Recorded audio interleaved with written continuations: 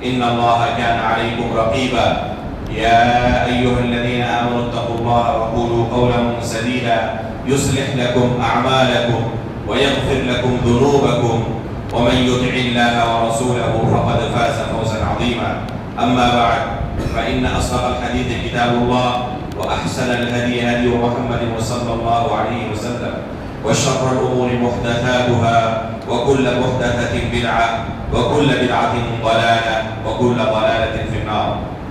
محترم و مکرم حاضرین مجلس، بزرگوں، دوستوں، اسلامی بھائیوں اور پردہ نشین ماؤں بہنوں، جیسے کہ اس سے پہلے اعلان کیا جا چکا ہے کہ عصر بعد کی ہماری مجلس انشاءاللہ سیرت رسول صلی اللہ علیہ وسلم کے متعلق ہوا کرے گی، اور انشاءاللہ مہینے کے آخر میں سیرت سے متعلق جو دروس ہوں گے، آخر میں ایک امتحان ہوگا، ایک کمپٹیشن ہوگا، مسابقہ اور مقابلہ ہوگا، اور اس میں اعلیٰ نمبرات سے کامیاب ہونے والے خوش نصیبوں کو گراں قدر انعامات سے بھی نوازا جائے گا۔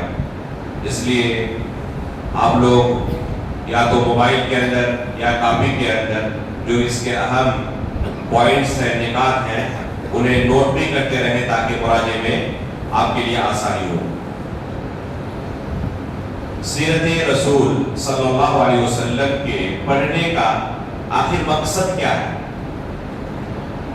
اللہ کے رسول صلی اللہ علیہ وسلم کی سیرت جان کر ہمیں کیا فائدہ ملے گا؟ ایک فطری سوال ہے سیرت کے مطالعے سے پہلے۔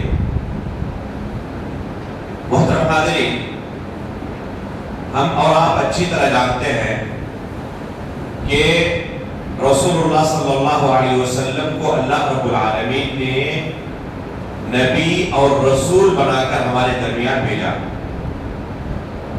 اور جن اہم چیزوں کے بارے میں ہمیں قیامت کے دن پوچھا جائے گا، بلکہ اس سے پہلے قبر کے اندر سوال کیا جائے گا، وہ رسول اللہ صلی اللہ علیہ وسلم کی ذات بھی ہے۔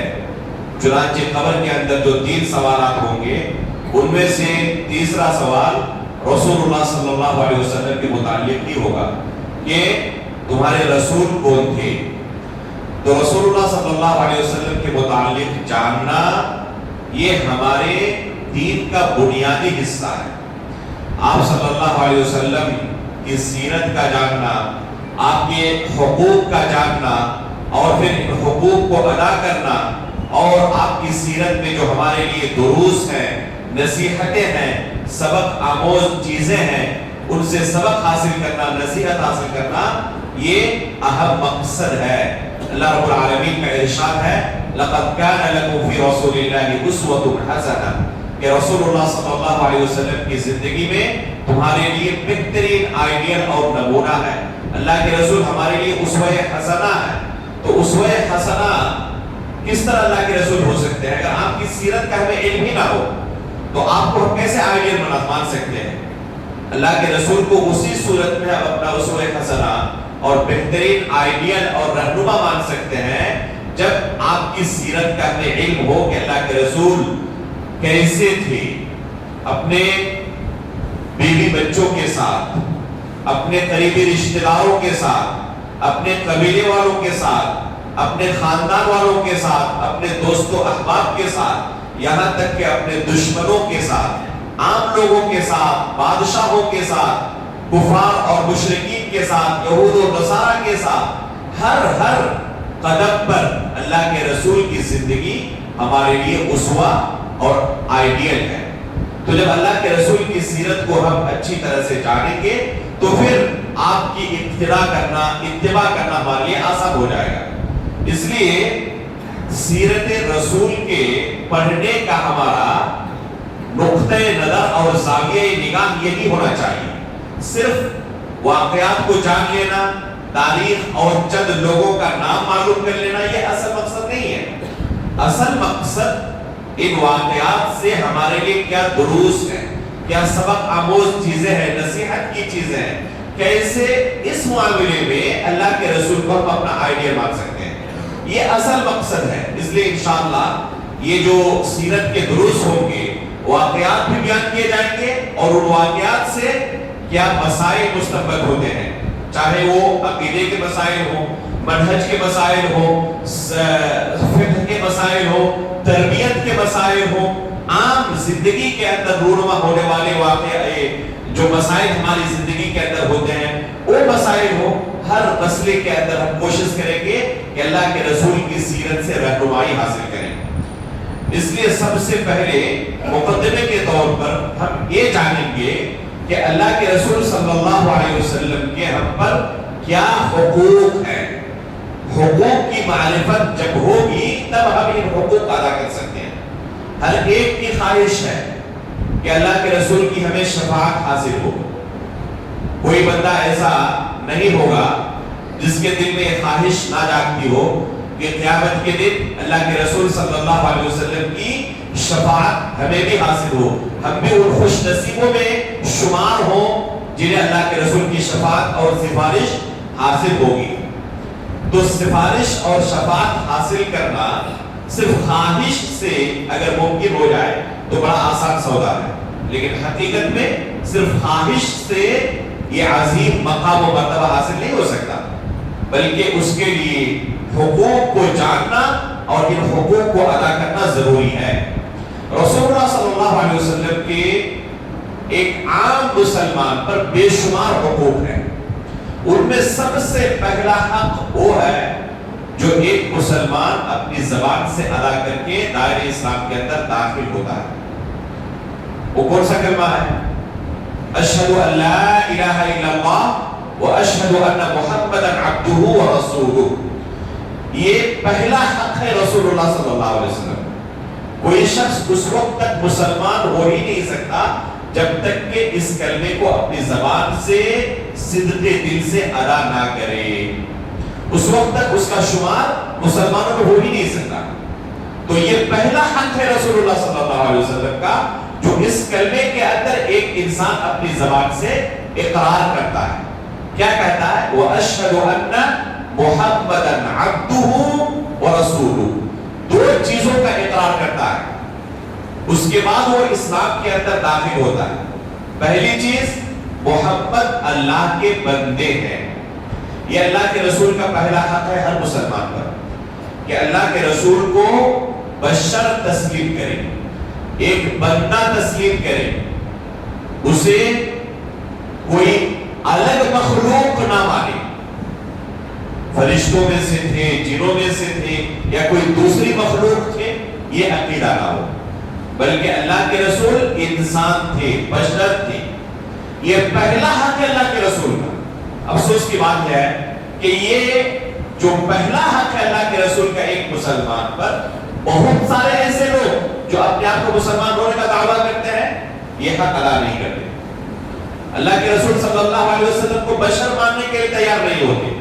وہ یہ سوچتے ہیں کہ اللہ کے رسول کی اس طریقے سے تعظیم کرتے ہیں کہ اللہ کے رسول بشر نہیں تھے، اللہ کے رسول انسان نہیں تھے، اللہ کے بندے نہیں تھے، بلکہ جس طرح فرشتوں کو اللہ رب العالمین نے نور سے پیدا کیا تو اسی طرح اللہ کے رسول صلی اللہ علیہ وسلم بھی نوری مخلوق تھے۔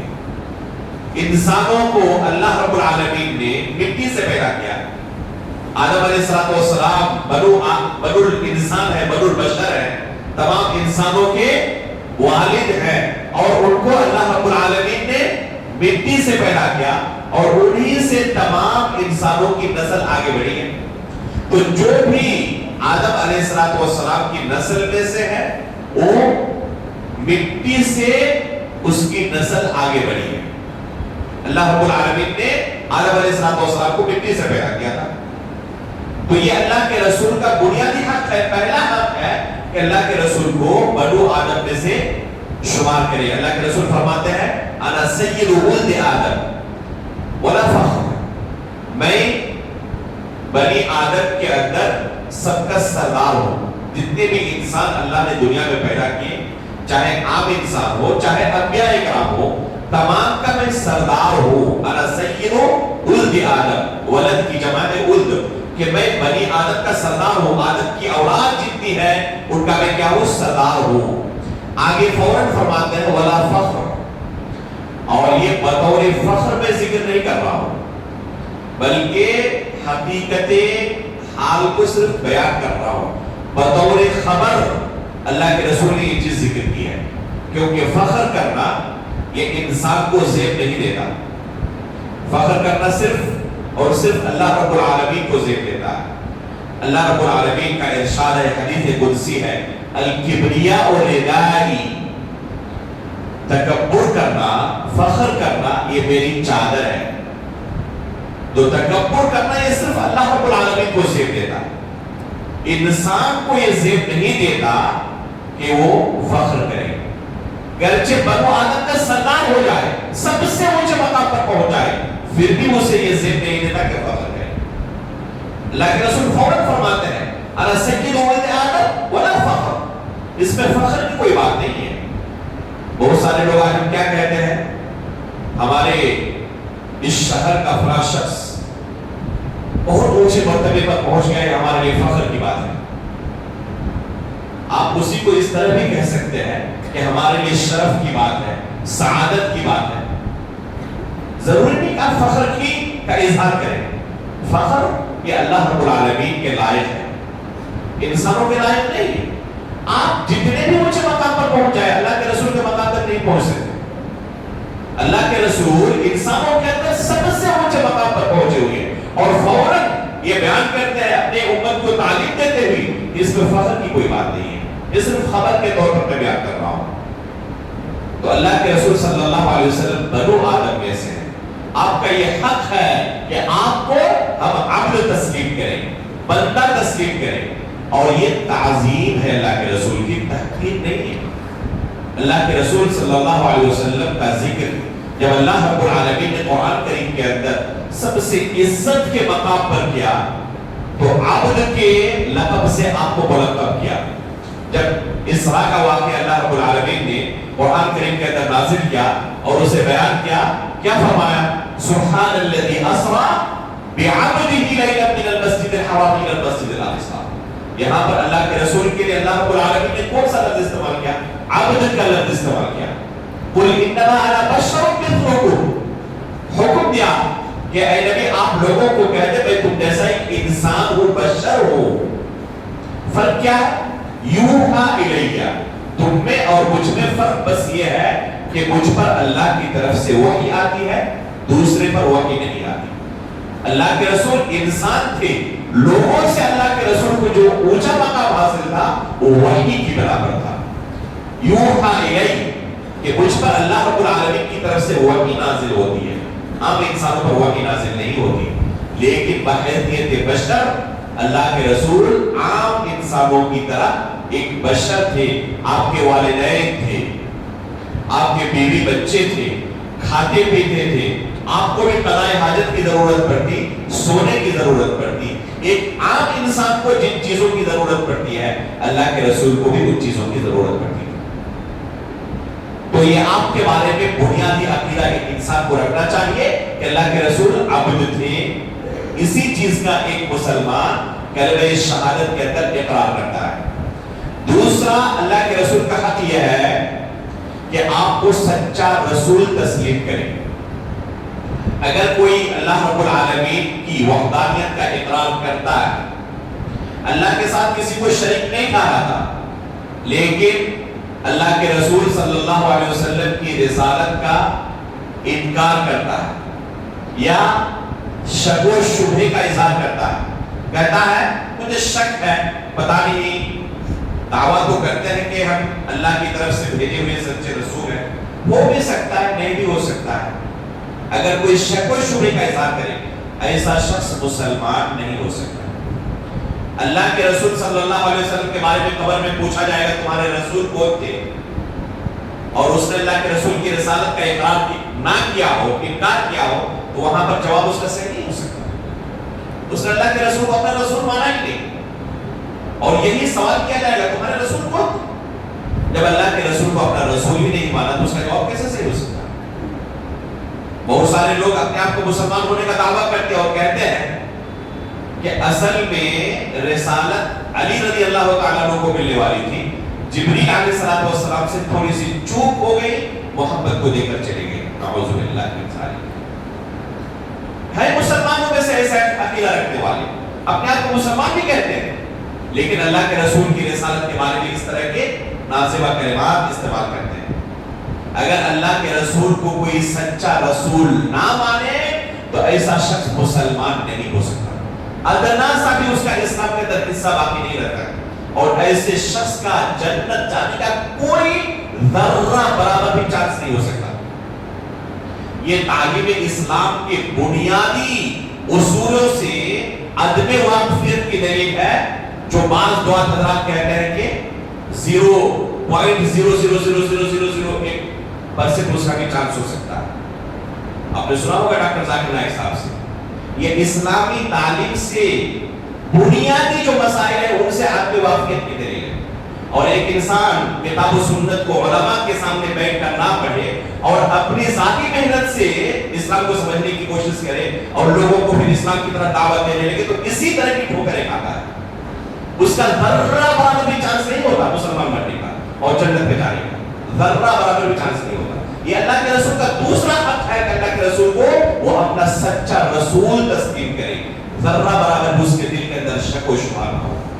تیسرا حق اللہ کے رسول صلی اللہ علیہ وسلم کا یہ ہے، یہ عقیدہ رکھے کہ اللہ کے رسول نے اللہ رب العالمین کے دین کو کما حقہ لوگوں تک پہنچا دیا ہے۔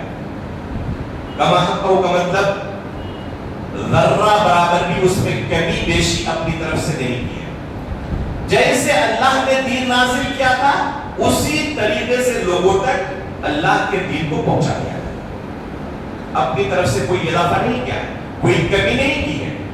یہاں تک کہ اگر اللہ کے رسول کی شخصیت کے متعلق یا آپ کے رشتہ داروں، ازواج اور دوسرے رشتہ داروں کے متعلق کہیں پر کوئی ایسا پہلو نکلتا ہو جسے انسان چھپانے کی کوشش کرتا ہے کہ چلو اس میں میرے عیب کی بات ہے، یہ پردہ پوشی رہے تو بہتر ہے، اللہ کے رسول صلی اللہ علیہ وسلم نے کوئی چیز نہیں چھپائی۔ اللہ کے رسول کے اپنی بیویوں کے ساتھ بھی بشر کے اختلافات ہوئے، اللہ رب العالمین نے قرآن کی آیت نازل کی، یا ایھا النبی لم تحرم ما احل اللہ لک تبتغی مرضات ازواجک، اے نبی جو اللہ نے حلال کیا ہے آپ حرام کرنے والے کون ہوتے ہیں؟ بیویوں کی مرضی اور ان کی خواہشات کے پیچھے پڑ کر آپ اللہ رب العالمین کے حلال کردہ چیزوں کو حرام کریں گے؟ اللہ رب العالمین نے قرآن کی آیت نازل کی، اللہ کے رسول نے چھپایا نہیں اسے، جس طرح اللہ نے نازل کیا لوگوں تک پہنچا دیا۔ وَلَوْ تَقَوَّلَ عَلَيْنَا بَعْضَ الْأَقَاوِيلِ لَأَخَذْنَا مِنْهُ بِالْيَمِينِ۔ اللہ رب العالمین نے قرآن کریم کے اندر اعلان کر دیا کہ رسول بھی اگر اپنی طرف سے بات چیزیں گڑھ کر پیش کرے نا تو ہم ان کو بھی نہیں بخشیں۔ یہ شریعت اللہ کی طرف سے ہے، اللہ کے رسول مبلغ فقط ہے، شارع اللہ کے رسول نہیں ہے۔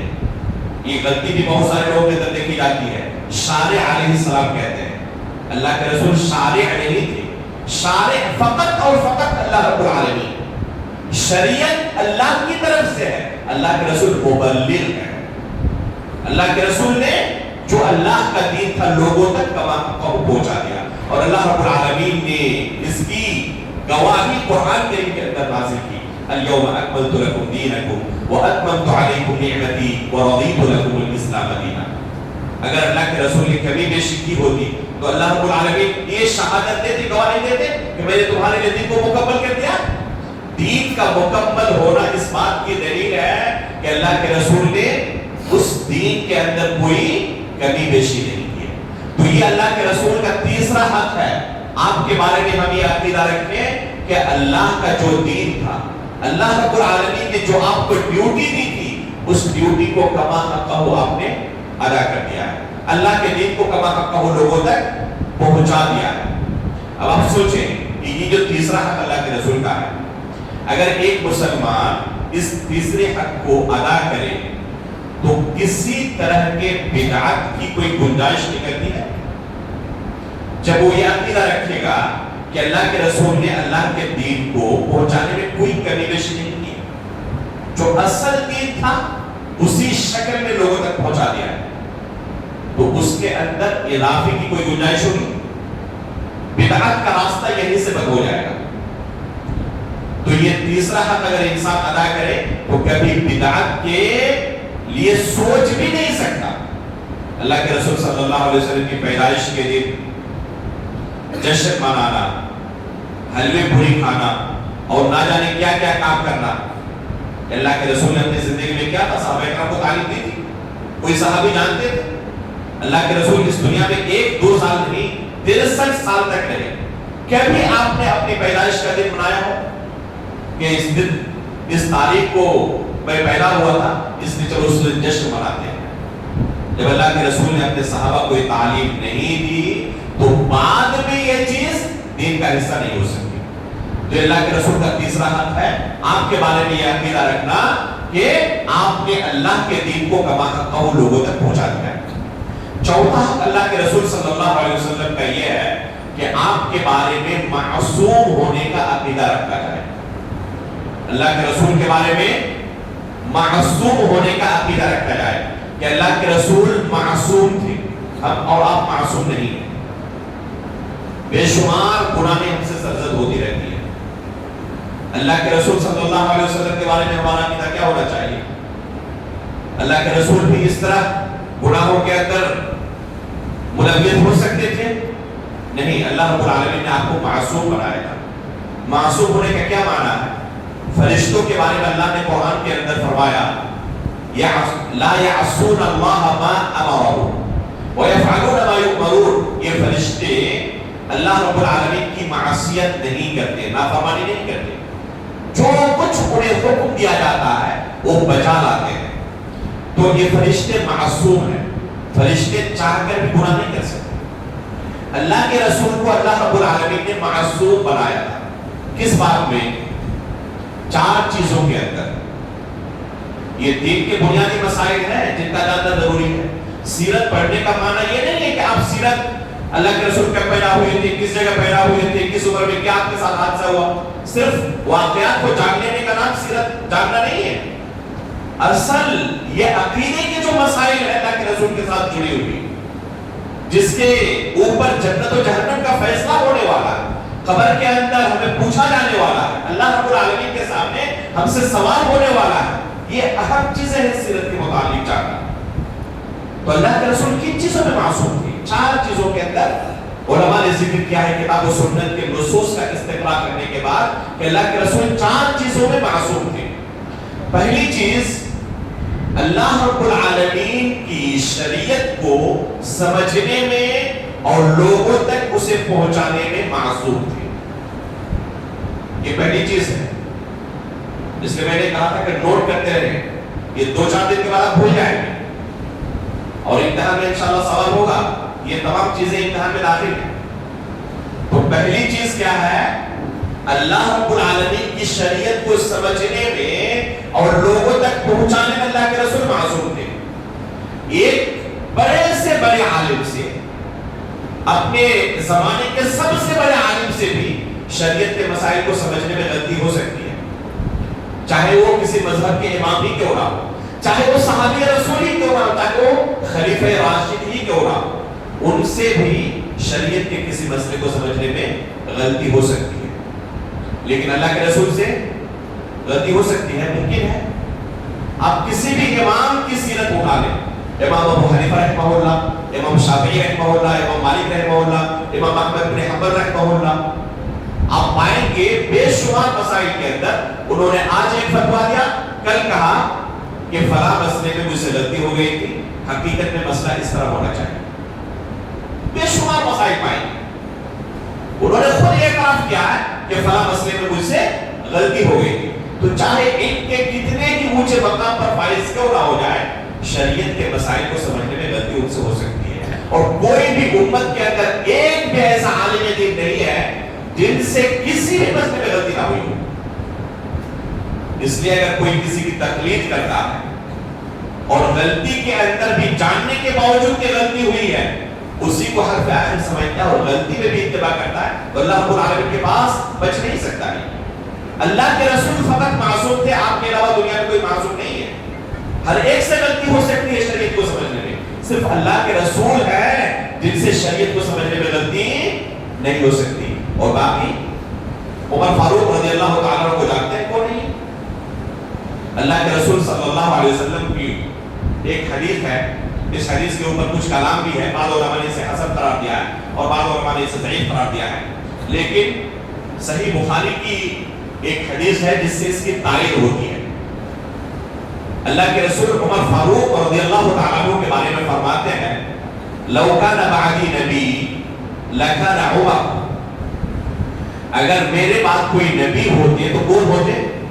عمر فاروق رضی اللہ تعالیٰ عنہ ہوتے۔ اس سے آپ اندازہ لگا سکتے ہیں کہ اس امت کے اندر عمر فاروق رضی اللہ تعالیٰ عنہ کا کیا مقام و مرتبہ، شریعت کے مسائل کو سمجھنے میں اللہ رب العالمین نے کیا علم عطا کیا، اس سے آپ اندازہ لگا سکتے ہیں۔ صحیح بخاری کی روایت میں انہیں بولا ہم کہا گیا، یعنی اللہ رب العالمین کی طرف سے الہام کا ہونا، محدثون کہا گیا ہے، صحیح بخاری کے اندر محدثون کہا گیا ہے، تو اللہ رب العالمین کی طرف سے خصوصی توفیق حاصل ہوتی تھی عمر فاروق رضی اللہ تعالیٰ عنہ۔ بہت ساری آیتیں ان کی موافقت میں نازل ہوئی ہیں۔ یہ مقام عمر فاروق رضی اللہ تعالیٰ عنہ کا ہے، اس کے باوجود جب ابو بکر صدیق رضی اللہ تعالیٰ عنہ اپنے دور خلافت میں مانعین زکوٰۃ جو تھے ان کے ساتھ جنگ کرنے کا ارادہ ظاہر کرتے ہیں، تو عمر فاروق رضی اللہ تعالیٰ عنہ ان کے سامنے کھڑے ہو جاتے ہیں اور کہتے ہیں کہ جو لوگ کلمہ لا الہ الا اللہ کا اقرار کر رہے ہیں، نماز ادا کر رہے ہیں، آپ ایسے لوگوں کے ساتھ کیسے جنگ کر سکتے ہیں؟ وہ صرف زکوٰۃ کا اقرار کر رہے ہیں لیکن کلمہ کا جو اقرار کر رہے ہیں نا وہ کافر تو نہیں ہوئے۔ اب ایک مسلمان شخص سے جو کلمے کا اقرار کرنے والا ہے، نماز پڑھنے والا ہے، دوسرے تمام اعمال کو انجام دینے والا ہے، فقط ایک عمل کا انکار کر رہا ہے، زکوٰۃ کا، ایسے شخص سے کیسے آپ جنگ کر سکتے ہیں؟ یہاں پر دو امت کے سب سے بڑے عالم آپس میں ایک دوسرے کے ساتھ مناقشہ کر رہے ہیں علمی مسئلے کے اندر۔ عمر فاروق رضی اللہ عنہ فرماتے ہیں کہ میں ابو بکر صدیق سے مناقشہ کرتا رہا حتی شرح اللہ صدری کما شرح صدر ابی بکر رضی اللہ تعالی عنہ، یہاں تک کہ اللہ رب العالمین نے حق کے لیے میرے سینوں کو بھی اسی طرح کھول دیا جیسے پہلے ہی ابو بکر کا سینہ اللہ رب العالمین کھول چکے تھے، یہاں تک کہ مجھے معلوم ہو گیا کہ ابو بکر برحق ہے، میری رائے غلط ہے، میں نے اپنے غلط رائے سے رجوع کیا اور ابو بکر صدیق کا ساتھ دیا اور پھر وہی رائے اختیار کیا جو پہلے ہی ابو بکر صدیق اظہار کر چکے تھے۔ تو یہ امت کے اس لیول کے عالم کا حال ہے جن کے بارے میں اللہ کے رسول فرماتے کہ میرے بعد اگر نبی ہوتے تو عمر ہوتے، ان سے بھی شریعت کو کسی مسئلے کے سمجھنے میں غلطی ہو سکتی ہے۔ خود کہہ رہے ہیں کہ ابو بکر صدیق کی رائے بھی درست ہے، میری رائے کیا تھی؟ غلط تھی، اب میں رجوع کرتا ہوں اور اسی رائے کو اختیار کرتا ہوں جو ابو بکر صدیق کا۔ ابو بکر صدیق رضی اللہ تعالیٰ عنہ غزوہ بدر کے قیدیوں کے ساتھ کیا کیا جائے؟ عمر فاروق رضی اللہ تعالیٰ عنہ کی رائے کچھ تھی، ابو بکر صدیق کی رائے کچھ تھی۔ اللہ رب العالمین نے عمر فاروق رضی اللہ تعالیٰ عنہ کی موافقت میں قرآن کی آیت نازل کی، ابو بکر صدیق کی رائے یہاں پر غلط ثابت ہوئی۔ تو چاہے کتنے ہی اونچے لیول پر کوئی پہنچ جائے، شریعت کے مسئلے کو سمجھنے میں ان سے غلطی ہو سکتی ہے، لیکن اللہ کے رسول کیا تھے اس بارے میں؟ معصوم تھے، اللہ کے رسول سے غلطی نہیں ہو سکتی۔ اس لیے اگر کوئی شخص یہ کہے کہ اللہ کے رسول کی حدیث ہم مانتے ہیں، حدیث ہے، لیکن یہ حدیث قرآن کی فلاں آیت کے مخالف ہے، اس لیے ہم قرآن کو ماننے کے مکلف ہیں کیونکہ اللہ کا کلام، یہ اللہ کے رسول کا اپنا اجتہاد تھا جو نعوذ باللہ من ذالک یہ کفر ہے کلمہ جسے ہم نقل کر رہے ہیں، بس نقل کفر رواج ہے، کہتے ہیں کہ اللہ کے رسول سے چوک ہو سکتی ہے، نعوذ باللہ من ذالک، یہ اللہ کے رسول کی عصمت کے عقیدے کے مخالف ہے کہ کوئی اللہ کے رسول کے بارے میں عقیدہ رکھے۔ اللہ کے رسول معصوم تھے، یہ پہلا میدان ہے، پہلی چیز ہے جس میں ہمیں آپ کو معصوم ماننا ہے، شریعت کو سمجھنا اور شریعت کو لوگوں تک پہنچانا۔ دوسری چیز جس میں اللہ کے رسول معصوم تھے وہ ہے کفر اور شرک سے اللہ رب العالمین نے رسول اللہ صلی اللہ علیہ وسلم کو معصوم قرار دیا تھا۔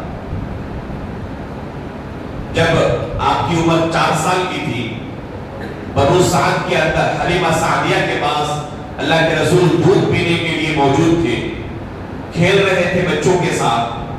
انس رضی اللہ تعالیٰ عنہ کی حدیث ہے، صحیح مسلم کے اندر تفصیل کے ساتھ یہ حدیث موجود ہے۔ جبریل علیہ السلام آئے اور اس چھوٹے سے بچے کو، اللہ کے رسول کے اوپر صرف 4 سال کی ابھی ہے، آپ کے سینے کو چاک کیا، کلیجے کو نکالا، زمزم کے پانی سے اسے دھوا اور دھلنے کے بعد پھر آپ کے سینے میں آپ کے کلیجے کو رکھ دیا اور پھر اسے سل دیا اور اس کلیجے میں سے ایک حصے کو کاٹ کر باہر پھینک دیا اور کہا کہ یہ آپ کے جسم میں شیطان کا حصہ تھا جسے جبریل علیہ السلام نے کاٹ کر باہر پھینک دیا اور پھر آپ کے سینے کے اندر کلیجے کو رکھ کے جس طرح آپریشن کیا تھا نا، آپریشن کر دیا۔ اور یہی واقعہ سبب بنا اللہ کے رسول کو دوبارہ مکہ بنو حلیمہ سعدیہ کو واپس کرنے کا۔ یہ صحیح مسلم کے اندر تفصیل سے واقعہ موجود ہے۔ تو اللہ کے رسول صلی اللہ علیہ وسلم بچپنے کی عمر سے شیطان کے وسوسے سے اس طرح محفوظ تھے۔ کبھی آپ سے شرک اور کفر کا صدور نہیں ہوا، نہ بچپنے کی زندگی میں اور نہ بڑا ہونے کے بعد، نہ نبوت سے پہلے نہ نبوت کے بعد۔ نبوت کے بعد تو تصور نہیں کیا سکتا، نبوت سے پہلے بھی آپ سے کبھی بھی کفر اور شرک کا صدور نہیں ہوا۔ یہ دوسری چیز ہے۔ تیسری چیز جہاں اللہ کے رسول معصوم تھے وہ ہے جھوٹ بولنے سے۔ اللہ کے رسول صلی اللہ علیہ وسلم معصوم تھے، کبھی اللہ کے رسول جھوٹ نہیں بول سکتے۔ جب اللہ کے رسول کو حکم دیا گیا انذر عشیرتک الاقربین، اپنے قریبی رشتہ داروں کو اللہ کے دین کی طرف دعوت دیں، اللہ کے رسول صفا پہاڑی پر کھڑے ہوئے، اپنے رشتہ داروں کو بلایا اور کہا کہ میں پہاڑی کے اوپر ہوں، تم نیچے ہو، اس طرف پہاڑی کے کیا کچھ ہے میں دیکھ رہا ہوں، تم نہیں دیکھ پا رہے ہو، تمہاری نظروں سے بالکل روج ہے، لیکن میں اوپر کھڑا ہوں تو میں دیکھ پا رہا ہوں۔ اگر میں تمہیں بتاؤں کہ اس طرف ایک لشکر ہے جو کسی بھی وقت تم پر حملہ ہو سکتا ہے، تو صرف میرے بتانے کی وجہ سے مان لو گے یا تمہارے دل کے اندر شک و شبہ رہے گا، پتہ نہیں میں سچ بول رہا ہوں یا جھوٹ بول رہا ہوں؟ صرف میرے بتانے کی وجہ سے اس خبر کو مانو گے نہیں مانو گے؟ اللہ کے رسول نے ان سے سوال کیا، تو لوگوں نے جواب کیا دیا؟ انہوں نے کہا ما جربنا علیک کذبا، آج تک 40 سال تک آج تک ہم نے آپ کو کبھی بھی جھوٹ بولتے ہوئے نہیں دیکھا۔ یہ کن کی گواہی تھی؟ دشمنوں کی گواہی تھی۔ انہوں نے خود گواہی دی اللہ کے رسول کے بارے میں، ما جربنا علیک کذبا، آج تک ہم نے کبھی آپ کو جھوٹ بولتے ہوئے نہیں دیکھا۔ تب اللہ کے رسول نے کہا کہ میں قیامت کے دن کے عذاب سے تمہیں ڈرانے والا، اور اپنی نبوت کا اظہار کیا اور انہیں اسلام کی طرف دعوت دی۔ اس کے بعد جو واقعہ ہوا آپ جانتے ہیں، انشاءاللہ تفسیر کے سیرت کے درس میں آگے یہ واقعہ بیان بھی کیا جائے گا۔ تو یہ حدیث اس بات کی دلیل ہے کہ اللہ کے رسول جھوٹ بولنے سے معصوم تھے۔ بچپنے کی زندگی میں بھی اللہ کے رسول نے کبھی جھوٹ نہیں بولا۔ جس عمر میں انسان کچھ بھی پرواہ نہیں کرتا، اس عمر میں بھی اللہ کے رسول سے کبھی جھوٹ کا صدور نہیں ہوا۔ یہ تیسری چیز ہے۔ اور چوتھی چیز ہے گناہ کبیرہ سے اللہ کے رسول صلی اللہ علیہ وسلم معصوم تھے۔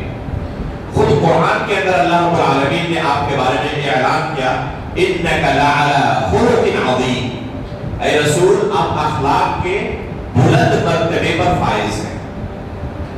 اگر کوئی شخص گناہ کبیرہ کا مرتکب ہو، شراب پیتا ہو، غیبت کرتا ہو، زنا کرتا ہو، چغلی کرتا ہو، لوگوں کا مال ہڑپتا ہو، لوگوں پر ظلم کرتا ہو، ایسے شخص کے بارے میں کہا جا سکتا ہے کہ وہ اخلاق کے بلند مرتبے پر فائز ہے؟ کہہ سکتا ہے کوئی شخص؟ یہ گواہی اللہ کی طرف سے اللہ کے رسول کے لیے، انک لعلی خلق عظیم، اے رسول آپ اخلاق کے بلند مرتبے پر فائز ہیں۔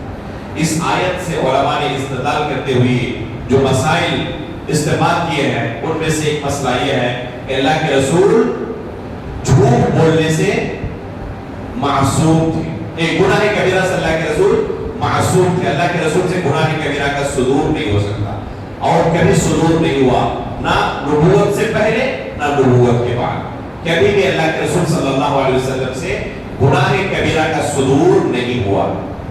رہی بات گناہ صغیرہ کی، تو کیا اللہ کے رسول سے گناہ صغیرہ کا صدور ہو سکتا ہے؟